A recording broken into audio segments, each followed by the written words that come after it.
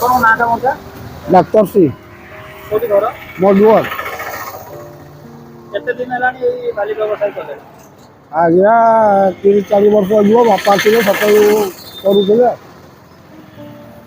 ଖାଲି ଏଇ ବାଲି ବ୍ୟବସାୟୀ ହଳିଆ ଗାଡ଼ିରେ କରୁଛନ୍ତି ନା ଆଉ କିଛି ବି କରନ୍ତି ଆପଣ? ଏଇ କାମ ତ ଆମର ଆଉ ଏଇଟା ହିଁ ମୁଖ୍ୟ ବ୍ୟବସାୟ। ହଁ।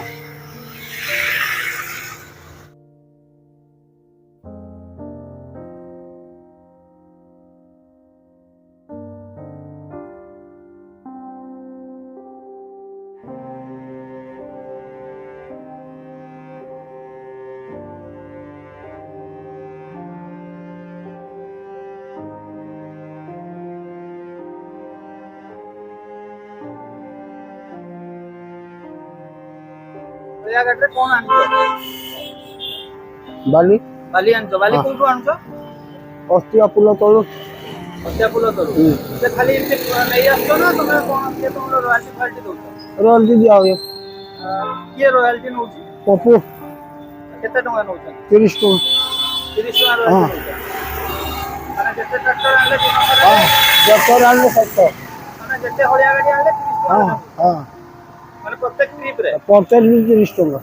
ଆଚ୍ଛା। କେତେ ଦିନ ହେଲାଣି ଏ ବ୍ୟବସାୟ କରୁଛ? ଏଗାର ଆଜ୍ଞା ମୋ ବାପର ଅମଳୁ ମାନେ ଆମ ବୁଢା ହେଇକି ବସିଲି। ଆଉ ନା ଗାଡି ନାହିଁ 6ଟା ଅଛି ଜମା। କେତେ ଲେଖା ଏଇ ହଳିଆ ଗାଡ଼ିରେ ଗୋଟେ ଟ୍ରିପ ଆଣିଲେ ଟାଉନ ଭିତରେ ପକଉଛ କେତେ ଲେଖା ନଉଛ? ପାଖ ଗାଁରେ 250-300 ଯେମିତି ରାସ୍ତାକୁ ସେମିତି ପଇସା। ଦିନଟାରେ କେତେ ଟ୍ରିପ ହେଇଯାଉଛି? ଆମେ ଦିନ ସାରା କରେନି 3-4 ଟ୍ରିପ 10ଟା-11ଟା ବେଳକୁ ବନ୍ଦ କରିଦିଏ। ସକାଳୁ କେତେ ସକାଳୁ ବାହାରୁଛ? 6ଟା ବେଳକୁ 6:30।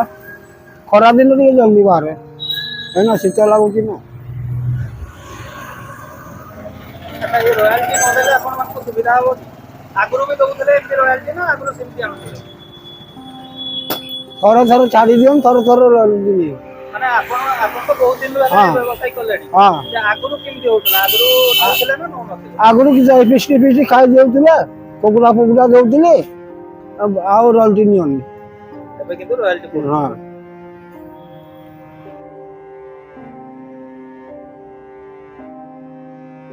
ରୟାଲଟି ଛାଡ଼ ହେଲେ ବେପାର ଟିକେ କରିପାରୁଛନ୍ତି ନା କଣ? କି କହିବା ଆପଣ ଯାହା ଭାବିକରି କୁହ। ଆମର ତ ଏଇ ଜାନି ନା ଆଉ କେତେ ବର୍ଷ ଚଲେଇବା ଯେ ଆମ ଛୁଆ ଲାଗିବେ କି କାମ କରିବେ।